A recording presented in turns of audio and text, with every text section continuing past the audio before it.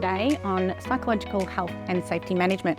My name is Sandra Serace. I am the Principal Consultant of Leadership and Behavioural Organisational Behaviour at Fusion Safety Management. I'm very passionate about psychological health and safety, as I know you are here today as well. My background is in education, positive psychology and counselling, and I bring that to my teams as I work in the Hero Code Academy.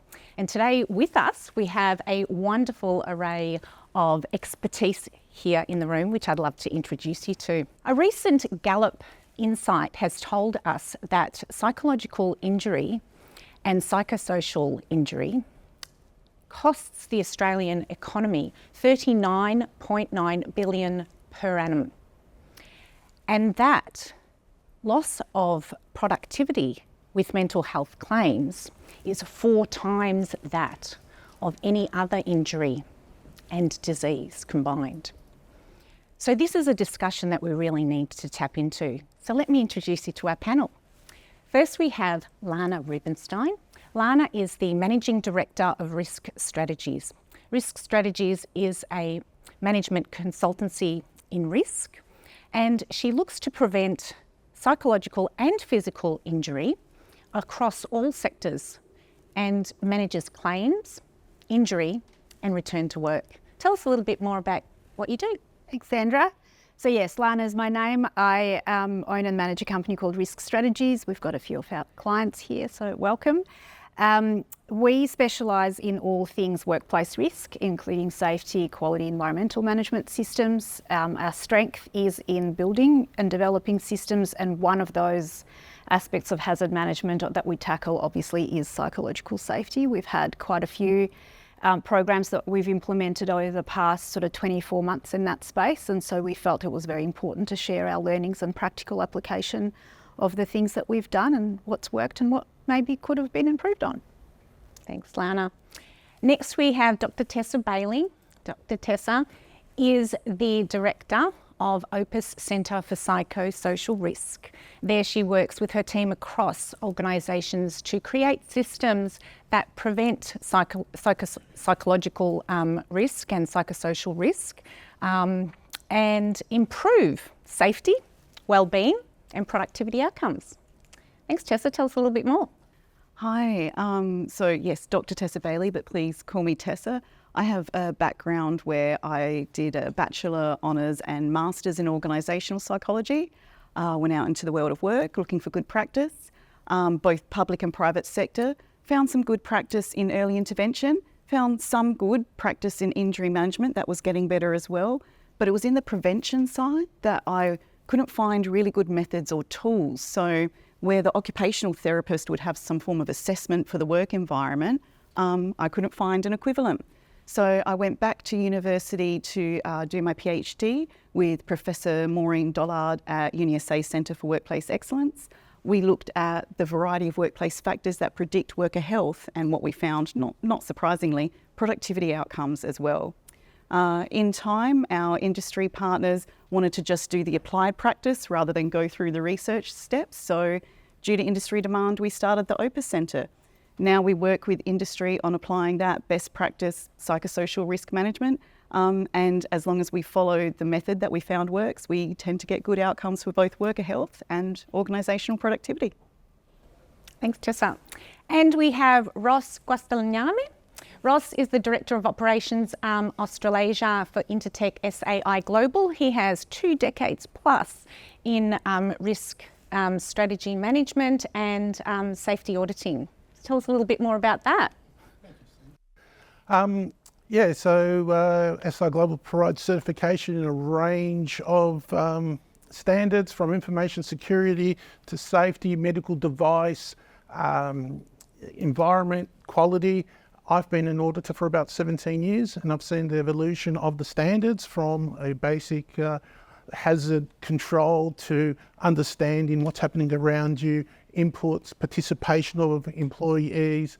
So I've seen that growth, and also in the industry. So where we were once focused on physical injury hazards, and since COVID, where it's moved across to understanding why injuries and accidents happen, what's their behavioural and also people's well-being at work and how that influences the workplace. We have a wonderful panel here of expertise and insights, but I also know that we have a lot of expertise in the room here today. We acknowledge that people have come here and when they signed up, they are either at the beginning stages or they're at a more mature level. So we really encourage you to speak up, ask your questions, comment, add to the discussion, because we can learn together collaboratively. So before we tap into this knowledge, I'd like to start with a desired state question. So in a desired state, thinking forward, if we had all things in place and we had a psychologically healthy, safe work environment, what would that look like? What would it feel like? What would you feel like walking into that space? So over to you. You'd be very excited about going to work on a Sunday night. Absolutely. What else? Excited about going to work on a Sunday night. No more Sunday blues. What else would it feel like? It would feel exciting and safe, and a place that you could really shine and show who you are and be yourself in that working place. Shine and show who you are. Yeah, I'd probably echo that. It's a place where you'd want to go. You'd be intrinsically motivated to turn up rather than being extrinsically motivated to be there because you have to. You want to be there. That intrinsically motivated. It's a space where people feel safe to raise questions, to put forward ideas and collaborate, which therefore grows innovation and great teamwork. So we feel safe to use our voice. It would be diverse and welcoming. Diverse and welcoming. Nod your head if you think that sounds like a great place to work. Yeah, I want to go there too. It's great that you're here today, because what we're going to try to do is help you find those steps. So I think one of the first steps we need to think about is creating those frameworks and identifying the risks, identifying the hazards and assessing those risks. So I'm going to lean into the panel here for their expert knowledge. So Lana, thinking about regulations and obligations, can you tell us a little bit more about what we need to keep in mind when we're thinking about frameworks? Yep. So as most of people in this room obviously know, psychological health and safety has been brought into the legislative framework, somewhat differently in different states. So in the harmonised states, it's been added to the general regulations, specifically highlighted, but added to the existing regs. In Victoria, even though we were the first cab off the rank, we are yet to formally legislate this as a part of a separate regulation or existing regulations. But our current legislation, the Act and the regs, do insist on organisations and businesses managing all hazards. Clearly, if psychological safety is a hazard that is identified through hazard identification programs, clearly you would have to manage it. So I think a lot of work actually goes into how do we identify it properly and meaningfully, and not just do a tick and box exercise to say we've done it and we've got a wellness program to address it, which may well be the case to go, but how do we do it effectively and efficiently? And also, how do we build a program that means that we don't just put a Band-Aid on something today? How do we do it 3 years from now and 5 years from now? How do we not let it slip? So I guess that's the background. And I think that strategically identifying those hazards and assessing the risks. So I'd like to ask Dr. Tessa around that. So how do we strategically look into these spaces of assessment? It's following that best practice, and it is quite similar in that approach to physical safety. It's now applying it to the psychological and social aspects in the workplace. So you want to identify the psychological or social aspects within a work environment. So that could be across the organisation, or it could be a bit different for certain groups. You want to assign a level of risk because you want to know where the priorities should be. You want to design controls based on that risk profile, and then you want to evaluate to see if that works. So beyond the regulations, which I think they've come due to the understanding and the need, we've seen work change and shift towards being quite cognitively and emotionally demanding. And we've also learnt through research and practice that there are practical reasonable controls that you can put in place to reduce the likelihood of hazards occurring and to minimise that harm. So when you get those systems in place and your people within the organisation are clear about those systems, you can effectively reduce risk, which brings individual benefits, benefits to the team, benefits to innovation, benefits to productivity, as well as prevent injury. Russ, how would the standards sort of support all of that, creating that framework and identifying those risks? So from a management systems point of view, it's not enough just to know that there's a piece of legislation. You need to know exactly what your obligation is. And then you also need to incorporate that in your processes. And then you have to do what we call an evaluation of compliance. You need to verify that you're meeting or not meeting that requirement. That then should filter into your management review with top management, and then filter into your risks, your objectives and targets to achieve compliance. And what we also strive for is going to best practice, codes and standards. And best practice being a really important piece of the puzzle here. So when we're moving into that and we're thinking about what's called corrective measures, which sounds like we're trying to tell someone off, and realistically we're trying to create a system and a design of work that helps us feel safe, and we want to go there, and we feel enlightened on a Sunday afternoon, and we feel that we want to be part of that team intrinsically. So when we're thinking about that, I'd like to start with you, Tessa. What are some of the works that in the organisations that you're working with that are adding corrective measures, and what does that look like? Well, the good news is that the process is consistent across industry. Again, identify the factors, assign a level of risk, design controls. But also you need to acknowledge that there will be differences within the different groups within an organisation. So it's good to have a look at, well, what policy, practice, procedures do you have? If you've identified certain hazards, well, what is the policy around that? Everything from recruitment through induction, regular training. What's the role and responsibility of HR, workforce health and safety, in managing those systems? What about the leaders? Do they understand their role? Do they understand what's their responsibility and what's not their responsibility?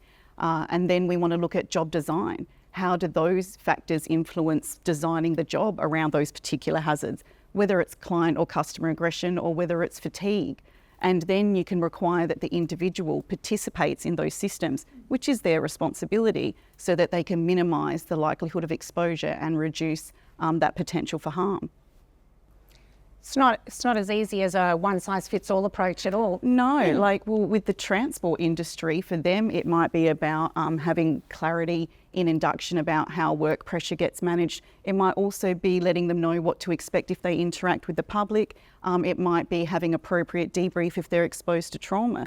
With the retail industry, it might be about having lots of signage around treating our workers with respect. It might be, how do you de-escalate? It might be, how do you go for additional support if you are exposed to these hazards? And all the organisations are learning, what do we need to do across the organisation? Then what might we need to do for particular groups? How are we going to report on that? How are we going to show consultation? Which isn't just a ticker box for our due diligence, it's good psychology. If you consult with the workers, they'll help you with identifying the factors, assigning risk, designing practical, reasonable controls, which they are required to be, and then letting you know if they're working over time. Sorry, just a couple of things to throw in. The things that I've found to be quite challenging are the hybrid workforce, particularly in environments where there's potentially the fundamentals of work are managing conflict, or it's a remote working environment, call centres, things like that. The hybrid model and what that looks like and what is healthy and what works and delivers the best outcome for the psychological safety of the workforce is not necessarily the intuitive of what you'd think. The flexibility is wonderful. I can drop the kids off, I can pick the kids up, all of that, which of course it is. But finding that good balance between, but I still feel like a part of a team. We had a team member start not long ago, and she said to me 3 days ago, I don't know what the culture is here. I haven't met most of the people who work here. That is an issue for me as a leader and for me as a business owner. So that's I found that that's quite challenging. And the other thing to echo Tessa's words is the importance of leadership cannot be underestimated, and the quality of leadership is just so important. People will follow a good leader. Look through history. There's instances where there were all sorts of leaders, but they were good leaders in how they led, and so people followed. But if we promote people who are good at their job and don't then provide them with the skills of being good leaders, that's not a direct correlation. So that becomes difficult with difficult conversations. How do I know clarity of my job? What is my success? How do I demonstrate that I'm being successful? That does require good leadership. And so there's a whole piece of work around good leadership. Absolutely. It sounds that we need to dip into our creativity, dip into innovation, dip into really bringing everybody on this journey with us, rather than seeing it's in the too hard basket. We can really look at this in a way that's quite creative. So Ross, I'd really like to talk to a little bit more about these controls and thinking about if an organisation was moving towards certification or really wanted to be best in class, how are these important in that journey? So when implementing controls, your aim is to eliminate the hazard, and where you can't, then you implement additional controls to mitigate that. But you need to assess whether those controls are effective or not. And when you do have an incident or an accident, you need to go back and review those controls. What more can we do to improve and further mitigate those? Because if an accident or an injury does occur, it sort of suggests that your controls aren't where they need to be. That's a great point. So it leads me into thinking about some of the organisations that drop in wellbeing programs or wellbeing initiatives and think it's the be-all, it's the tick the box exercise, and we've done that. So Lana, can you tell me a little bit about your experience around those wellbeing programs and whether they are effective? Yeah, and look, some wellbeing programs are great, and I've seen some really well-executed wellness programs. I think the key here, and for years, I was talking to Tessa before about how she got into this, and it wasn't even that long ago that we even started talking about this in the first place. But I remember wellness programs when I was an OT out of uni at a hospital I worked at. So I've always been interested to understand what are the key indicators? How do we know this program is successful? It's targeting the things that are helpful for our organisation, our workforce.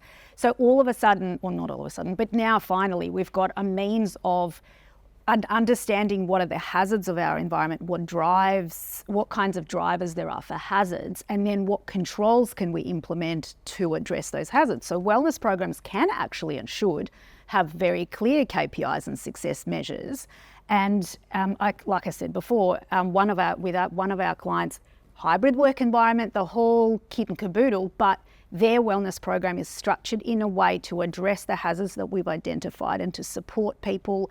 Because I find that psychological safety hazard management is so much more broad than plant or traffic management or whatnot. Firstly, there's so many more factors to consider in order to get it right. And secondly, you can't see it. So unless someone tells you that this is good or this is bad, or, could be better, it's very hard to know if you're succeeding. So what are the programs for measuring and monitoring the effectiveness of the wellness programs? And that kind of takes us back to the systems of continuous improvement where, if we decide to risk assess by survey, well then when are we going to do the next one? How do we know that it's a successful outcome? And how do we get the data that is meaningful? And how do we, safety professionals, use that data to then improve the program or alter the program, etc. So what you're saying is that an organisation that has a yoga session at lunchtime and some fruit bowls in the kitchen is really not cutting it? Well, it might be, but it's not the whole, I would want to understand why fruit's important. I mean, it might be, no doubt about it, but why are we doing that versus training and conflict resolution, or an incredible OVA program for people who are on the front line who are dealing with, one of my clients in the room has an amazing OVA training program, but it's, it needs to be targeted to the set of the hazards or risks that we're dealing with. And I think that's the key point, isn't it? It's not about, psychological health and safety is super important. It's about, and then just dropping in a program, it's about looking at what are the hazards and assessing those risks. We've got a question. Lana, I love what you're talking about. I'd like to put it to you for your thoughts that wellness programs absolutely have a role. They have a really important role in creating a perception of care, whereas psychosocial risk management actually creates that culture of care. Yeah. I'd be interested in your thoughts on that. Yeah, that's absolutely right.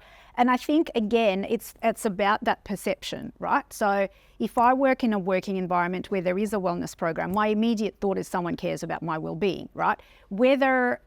So the perception is there. Whether what I need out of that wellness program can be vastly different things. And to complicate things further or to make it more challenging, different individuals, because we come from different backgrounds with different potentially trauma, grief, whatever it is that makes us a human being, we will all have slightly different needs. So therefore, that data that drives, and I'd love your thoughts on this too, but that data that drives the definition of what's hazardous in our working environment should be gathered from people who work in this environment, not the OHS committee sat down and ticked some boxes on a risk assessment and assumed that that's what's happening. The validation of that data is absolutely integral. And yeah, so I absolutely support those programs. I've had a client, a senior management team member once say to me, I don't want to ask those questions in the survey. I don't want to hear the answers. I'm too scared. What are we going to do if the answers are these? It took me about 5 minutes to collect myself. But eventually, you know, it's like any other hazard. In a physical hazard environment, the more I know, the more I can fix. So it's not about, oh my God, I'm an awful leader. Although in that instance, that person may have been afraid to hear those words, and that would have been, they themselves would have needed a support around that. But it's often the case that a psychological safety program is going to tell us that we're awful, and a wellness safety program is really lovely. You know, they're actually one and the same. It's the same coin, just different sides. Thank you. Tessa? Oh, I wanted to add that there's still a lot of good evidence for mindfulness and for some online programs and things like that. But absolutely what you said, what works for one individual with their mental health might not work for another. And what works for one of them at one point in time might not continue working. Also with those programs, and I think resilience is a good thing, but I think it got used in a particular way. So I haven't seen those programs benefit when people are exposed to ongoing bullying and harassment. I haven't seen it be able to prevent and manage that, or ongoing excessive demands. In fact, people felt that they were being told, can you go do the resilience program so that you can manage the excessive workload? And, oh, you're doing better? Great, we might give you more work. So while I do see that benefit, I see it most occur in the right environment. So I don't necessarily see those programs addressing those psychosocial factors. I do think we need both. Absolutely, but what the example that you provided there in that resilience training for the worker that's got the high workload, there would be that animosity towards their leader, not wanting to get up on a Sunday, and expecting that to help. And we saw the resentment towards resilience, which again, it's a beautiful human thing. It's how it got used within those workplaces. Yeah. Yeah, you've kind of begun to address it because I wrote it down earlier. But are there any practical measures that can address concerns about reasonable managerial direction and the varying understandings of the hazards such as organisational change management or low job control or any of those kind of ones? It's not as easily defined as occupational violence or bullying and fatigue, but it's very much potentially they've been in the business for 40 years. They're in a low job control position, and now we're kind of potentially giving reasonable managerial direction, but it may be coming across as, And it is the workers' perceptions that will predict your outcomes. I would suggest you need to get shared perceptions across leadership, workforce health and safety, HR, on how we manage those factors. And this is where the interaction effects come into it. So for some of those obvious hazards, the client or customer aggression, you might have some more obvious policy, practice, procedure. But job demands, if I could have found a line to say to you, here is the safe level of job demands, I would have done that 10 years ago. I did try. What we found was it depends on the individual and the context and so much the leader. So different individuals have different capabilities, and that might change throughout their career. It might change throughout their week, depending on other factors. Same with job control. Some people prefer more structure. Somebody struggling with their mental health may benefit temporarily from more structure. So there's an element of job demands, the types of job control, the types of reward and recognition. And then the key I found, if somebody's struggling with their job demands, can't find the right resources and supports level of job control to help them with those demands, that suits them, that suits the team, that suits the project, has to be reasonable, has to be practical, then if they've got a leader that they can go to help them manage those interaction effects. So it does come down to, I've just seen it in the data, good supervisor predicts all my outcomes because they can support those interactions. And if I don't have senior priority above the good supervisor, my controls are less likely to generate positive outcomes regardless of what the controls are. You did touch before about leadership and leadership capability and how important that is in this space of psychological health and safety. I wondered if there's any sort of frameworks around leadership, because I know leadership and getting that consistency around good leadership is quite difficult. Is there a framework around good leadership that we could use? And I might start with Ross. Okay. Yeah. So from the standards point of view, there's a list of responsibilities that are key to having an effective management system. So overall, the senior leaders are responsible for preventing illness at work and promoting well-being. A good management system, basically what's important to my boss is important to me. You take that sort of philosophy and leadership under the ISO 45003. You need to protect people, to encourage them to speak up. You need to develop the strategy for the organisation, allocate the responsibilities, and set up a framework. And that's good. Over the years, I've found, I've been consulting for 20 years, I've been in lots of different businesses. I found the clearer the communication from leader to their team, the better the outcomes, both production-wise or operation-wise and health-wise. And so we run this psychological safety program in quite a structured way. So we start with interviews. So I want to talk to middle managers. And so one of the questions is, how do you know you're being successful? And how do you know your team is being successful? And you would be surprised how many people take a breath and stop and think before they tell me what success looks like for their organisation as a team. So if we're on a bus, where is this bus going? Also, what is my team? How am I as a person contributing to that? And what is my team doing to contribute to that? And all sorts of discussions fall out of that. It's absolutely eye-opening. Got to say, it's backed up in the data, the greatest shared consensus we can get between all the levels in an organisation about what the factors are, what's the priorities, what do we currently have in place, what could we be doing, the more we will likely to see risk reduce over time. The seniors, there is an expectation or requirement that they're aware that they can't play ignorant. There's too much regulations, guidance out there. There's a merit, they can't play that. So they need to be aware and they need to demonstrate their priority through the policy. HR and workforce health and safety need to understand their role and to invest in those middle leaders. They transmit that policy, that procedure into the practice. So understanding, again, what is their responsibility and what isn't, and where they can go to for support, because we're finding they're quite burnt out. And I come across many well-intentioned leaders. Sometimes they actually take on more responsibility than required. For me, with the leaders, I go for emotional intelligence. Through my recruitment and promotion, the technical skills, generally you can see that on the CV, and much of it can be taught. I find it much harder to teach emotional intelligence. I saw a lot of leadership programs and frameworks work for those who already had emotional intelligence. They got better, it gave them confidence, it was more enhanced. But for those who didn't, we wouldn't see that change. So I would definitely be looking for that.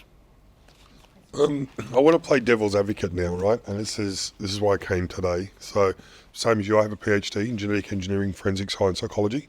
I spent 35 years in the military. I'm now retired. I'm a civilian for 5 years. I work for a company, a national company where we work in risk every single day. I have nearly 10,000 staff, frontline security personnel across the country, as well as cleaning and facilities maintenance. So we deal with violence, we deal with aggressive people every single day. Even as much as yesterday, we had a staff member had a gun pulled on them, and we're going through a process. Now, I want to put a question to you. Just in Victoria alone, last year, $246 million was paid out in workers' compensation through Victoria for mental health workers' compensation payments. Yep. Through that, we've now found out statistically that over 73% after being analysed after payments have been paid out to members of staff have been false claims. Yep. People have been long-term workers' compensation, long people going to doctors to get COCs, not engaging in IMEs, and you've got companies that pay millions of dollars in workers' compensation, which we do as we're a part of that, and that's why we're pushing things like self-assurance, because you're not getting that value-added support from our insurers to say, and medical practitioners, and it goes on. You could have someone, coming forward and say, yep, I was verbally aggressively managed yesterday, and they spend the next 10 months waiting for an IME, medical assessment. Now, we have great programs. We have our EAP, we have great leadership, we do Working Safely Wednesdays every week, we do video talks, we do conferencing, we have leadership downwards where we're face-to-face engagement, we do de-escalation training, we do conflict resolution training, we have an RTO in every state. Yet, I'm still governed and managed on how many people I have on workers' comp through mental health or how many people I have through injury. Yep. So when I go to the next business model and I say, hey, I'd like your opportunity to come work with you, one of the first questions we get asked is, because we're ISO accredited through SAO Global as well, so we've got all the ticks in the box, I call it the cosmetic ticks in the box. Yep. I'm not saying I'm a good looking guy, I'm about a 5, but I'll go with the 5, right? But we have all the cosmetic stuff, yeah? So when we go, we do the tendering, we look fantastic on paper. I think that's what you said earlier on, yeah? How do we then go and say, we have 35, for example, workers' comp claims, and out of those 35, 32 are mental health. I've got long-term strategies where people are at 50 weeks and 42 weeks because we can't get appointments and we can't get this done and we can't get a psychological evaluation. But this person sits at home playing the play box, my son would kill me for saying that. I don't know what you call it, but the play machine or whatever they do. PlayStation, the play machine. See how old I am, like 52 this year, crazy. Now, we do everything we can to engage, to return to work, and you do the engagement in regards to having conversations, and we bring them out, and we want to build that culture and atmosphere where they're safe to come back to work. But yet all these systems sound fantastic, but it comes down to that individual, whether they want to come back to work, or whether they want to participate, or whether they actively have ticked that box with a doctor and said, no, I'm mentally not ready to come back to work. And then that process just goes from week to week to week to week.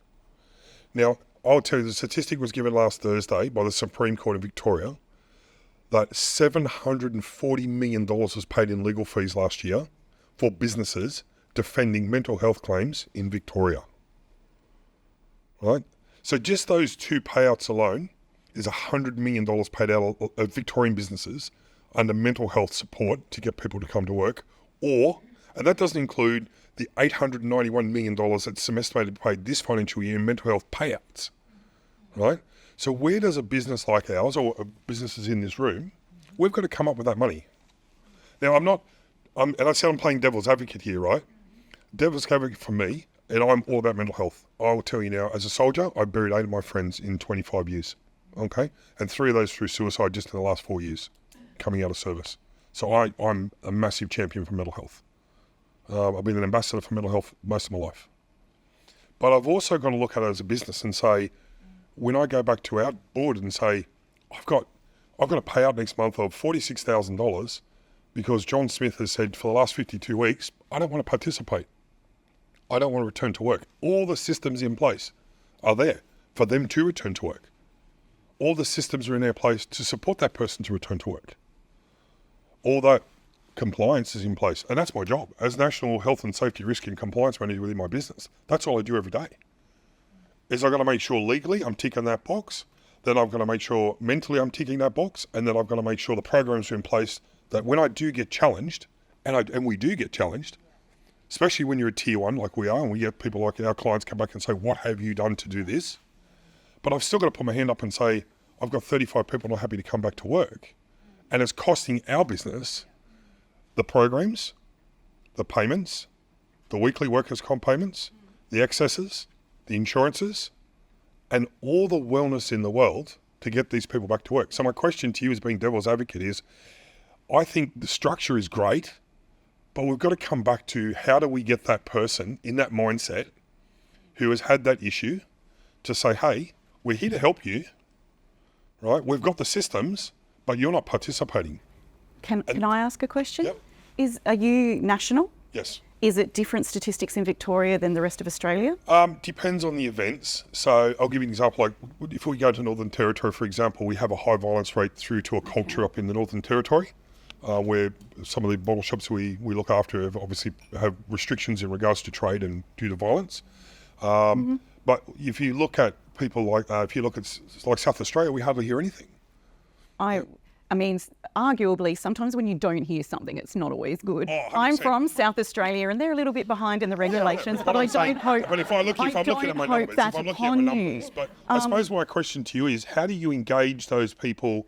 And because it's got to come from a cultural mindset of the individual, not from the company as well. I also think, sorry to interrupt, having been in workers' comp for a very long time. And be interesting to see, Natasha, if you've got any thoughts on this. Natasha's our workers' comp consultant. The frameworks of our systems do not set us up for success with this, right? So the workers' comp system in itself, the workers' compensation system, does not enable the employer to do anything other than pay their premium, pay their liabilities, right? So if there's any way of becoming self-insured, I would strongly recommend that you do that. Yes, you still have to comply with legislative requirements of claims management, but all of a sudden you can implement amazing programs of return to work, of support, of provision of service. You can fund it yourselves, you can run the stats and data by yourselves, you can find a way that works for you. So that's one thing. The other thing, and it'd be interesting to see what your thoughts on that are, the selection of people to work in these roles where all you in the security environment, you deal with conflict potentially all day, every day. If I've had trauma in the past, I'm probably not the best worker in that space. But I'm probably also an immigrant. I probably don't speak English very well. It's a good job, pays good money. I'll go and get that job. Do I have the inner ability to deal with things in this job? I don't know. And I won't know until someone pulls a gun on me. So the pre-selection and the criteria of determining what is the right set of people to employ in certain roles, to me makes a lot of sense, and I've seen it done really well. We're going to look at the demographic of, and especially in our industry, so we're a licensed industry, the individuals are licensed. Yes. So it's not like I can put it out on seeking correct. Joel Smith, it's a truck driver. Right? Yeah. I've got to go through legislative requirements, I'm going to interview them, and you are right, because we draw from a very small pool. But and you talk about here's the what interests me to comment early on. So I've just finished doing a risk management survey through our workers' comp, and we looked at all of the places that we have paramount workers' comp and what it's costing. So actually, self-insurance, we were ahead of where it's going to do all of them at the moment. Everybody told. It's because we need to manage the individual better. That's the reason why we're driven. That's why we're driving workers' comp. We're not driving workers' comp to save money. It's a safe. Don't get it wrong. Yeah, it's up. It is. But the devil advocate for us is when I go to Allianz, for example, in Victoria, and say, hey, I've got to go over to a person to workers' comp. I'm going to send them to a leader, which we have a national deal with self-health. We do all the ticks in the boxes to get that person assessed 4 months later.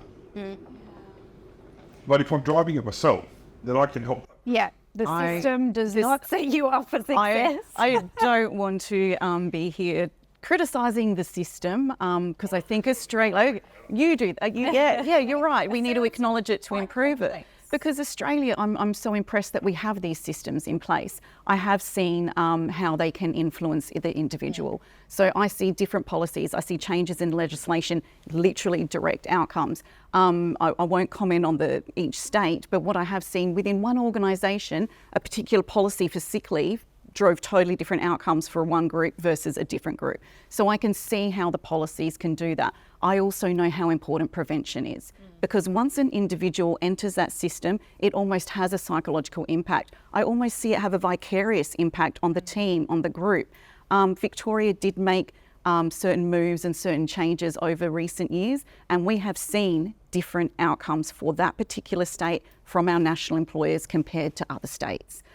So I won't claim to be the expert, but I absolutely know it has an influence. Once it happens as well, to create change to that culture will be incremental and take time.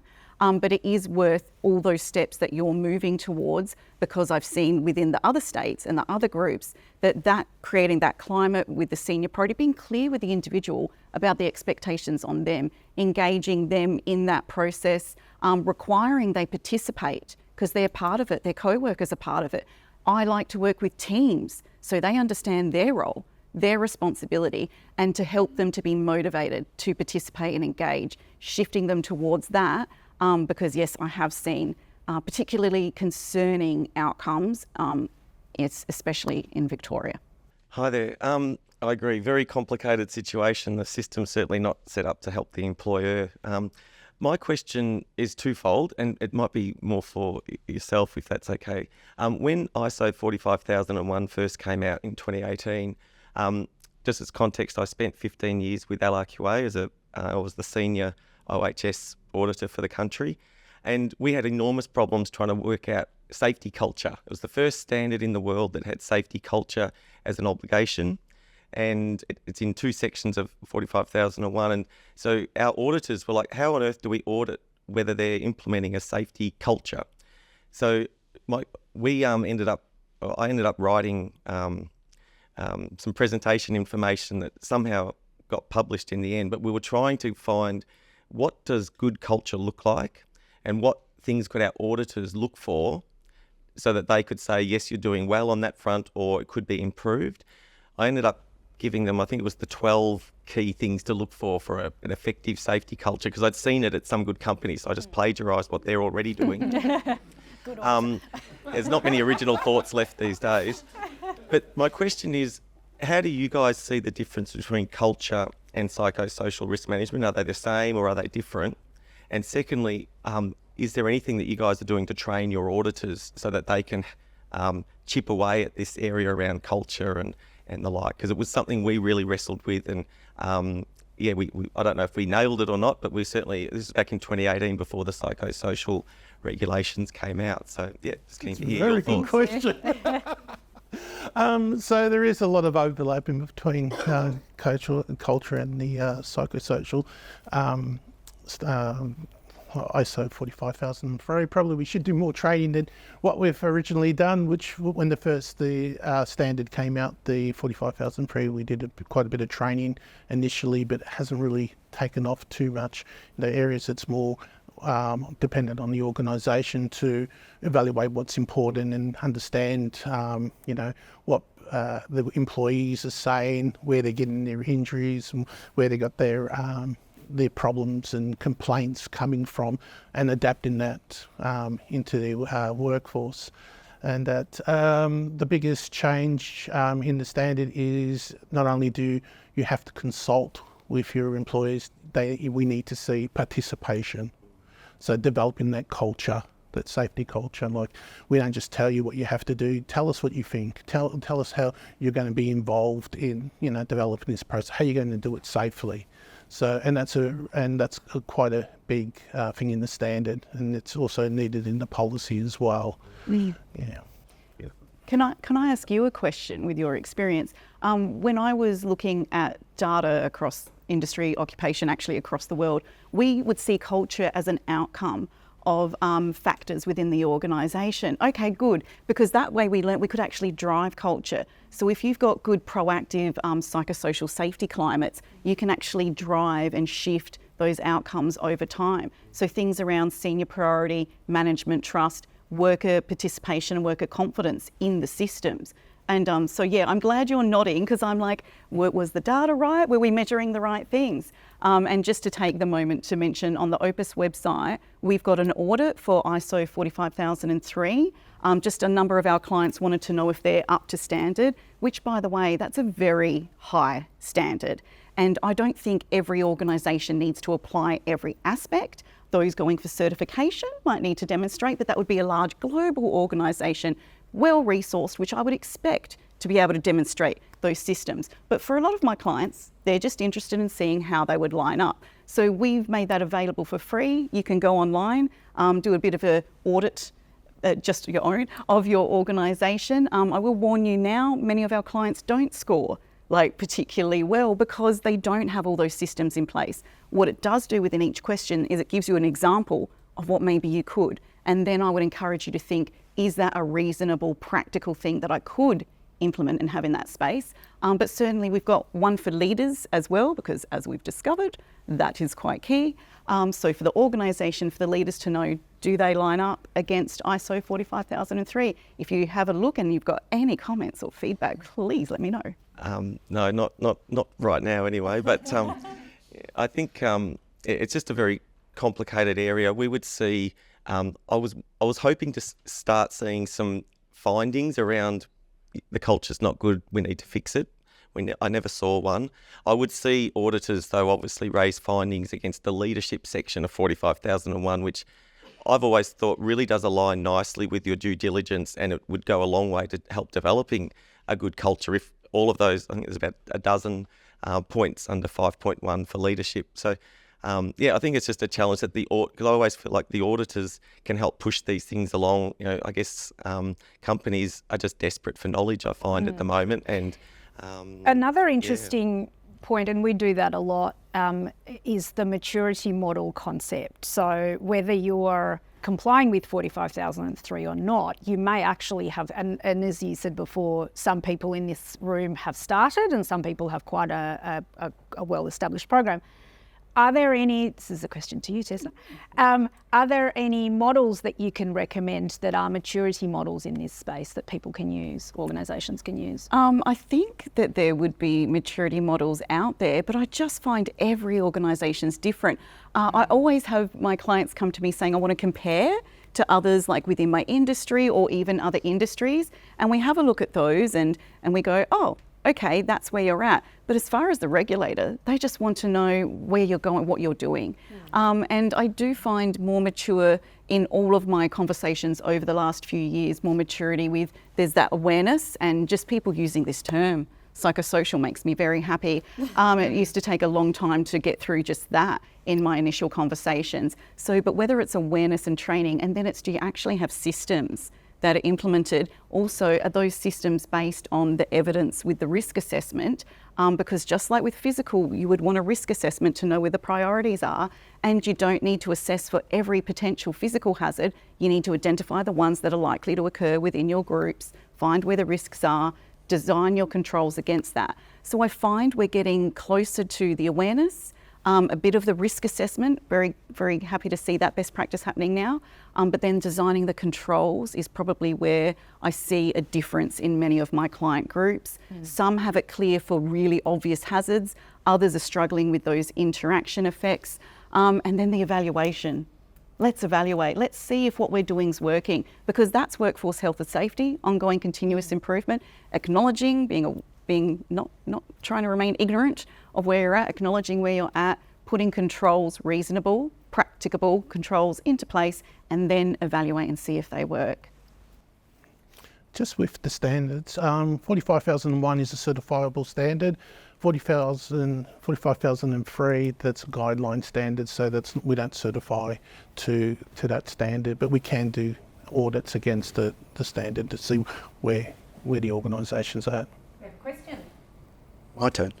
I'm coming from it from two ways. So I'm a QHSE and IS compliance manager, and my company do all the right things that you're talking about. But my wife works in a call centre for a local council, and they're on the front line of abuse day in, day out. She sees colleagues in tears once or twice a week, and I'm trying to understand how the people that are on the front line can push their management to do it, because they're not getting any of this leadership or as part of the buy-in, the looking at the objectives and targets, identifying risks, putting mitigations in place. We're not seeing any of that. Can I be bold and throw to a participant within the audience? Fiona, would you mind sharing your expertise that I know you have in this area?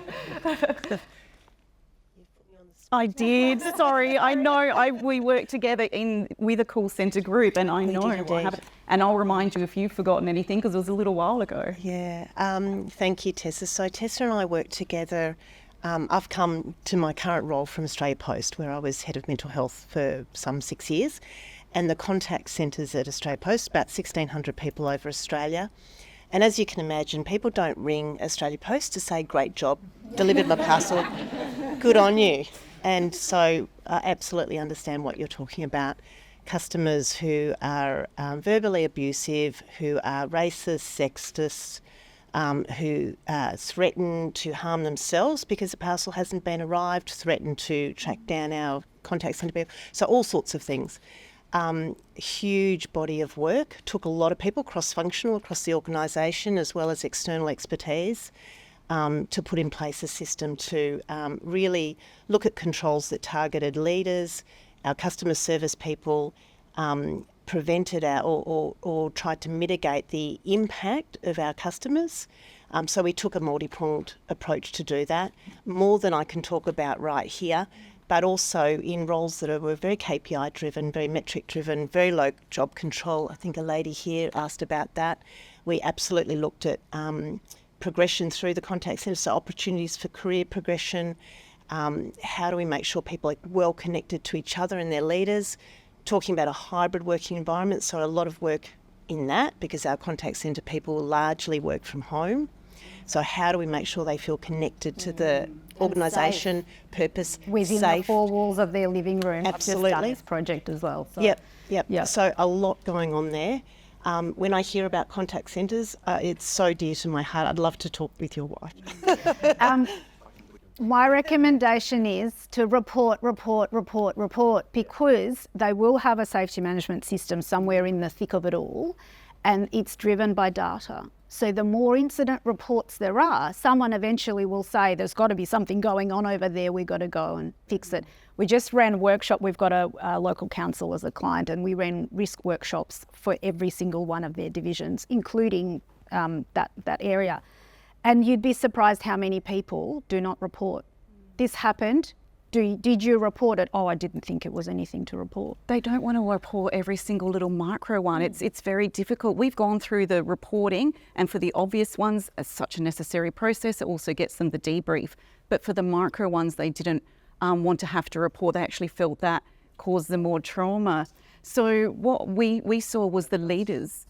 Sorry. That does seem to be you've got all the information available, and the reporting drops down to the person that's on the front line, and you've got a chance to forward that up. My wife's been asking for 2 years for a message on the initial call. That is such an important. That's like and a it's first. really basic. That is, isn't it? Like that messaging. Filtering up. Leaders need to get a shared consensus on what they're doing to manage that. That's such a reasonable thing to ask. Possibly through the data. Keep reporting. Report. There's a lot of evidence, and if you need business case evidence, we'll support. There's so much potential productivity improvement, so much potential prevention, sickness absence, presenteeism, individual level, team level, cohesion, interpersonal issues. It will predict bullying and harassment reports, things like that. You need to get shared consensus between the leaders on that being a priority, how you're currently managing it, and some practical strategies like a pre-recorded message. That's where you're struggling. I do have another question here before we close. I was at a HR networking group last week, and the question was raised, we were talking about this exact topic, and the question was raised as who kind of leads it within the organisation? Is it safety or is it HR, people and culture? And then we did sort of show your hands, and everyone went, who thinks it's HR? And half people put their hand up. Who thinks it's safety? The other. And then as we talked about it, we actually said it's actually both hands. And it's kind of that Venn diagram of the perfect overlap between. I'll throw it back to you, Steve. Yeah. Who's responsible for health and safety within an organisation? Who has duties under the Act? Well, the top leaders, management. the leadership. We are discipline specialists who can help organisations improve both HR, safety, but unless whoever's the CEO, the CFO, the owner, if they're not committed to this, we can create the most beautiful systems in the world and they will never see the light of day and never deliver any outcomes. We could keep going, but just like that, time has passed. But we're here for another half an hour, so please join me in thanking Tessa, Ross and Lana for their wonderful insights and expertise. And we also like to thank Blue Rock for this amazing space here today, and all the cast and crew who have helped us facilitate this session, and for you for coming along and being so interested and passionate about this particular topic and trying to make a change in your particular workspaces to make them the places that we want to come to on a Monday morning, and we want to be our best selves and thinking about your next step. So please join us for refreshments and continue the conversation. If you've got something that you'd like to ask or dig a little bit deeper into, the panellists would love to hear from you. Refreshments down at the back. Thank you.